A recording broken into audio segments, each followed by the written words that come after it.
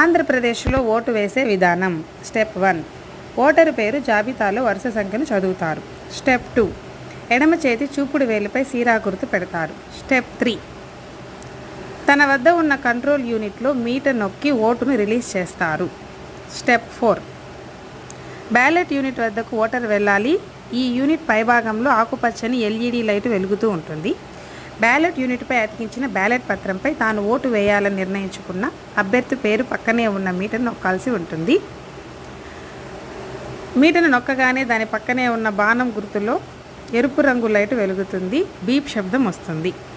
Ballot యూనిట్పై సమీపంలోనే ఉన్న VVPAT యంత్రంలో ఒక చీటీ కనిపిస్తుంది. అందులో ఓటు వేసిన పార్టీ గుర్తు, అభ్యర్థి పేరు కనిపిస్తాయి.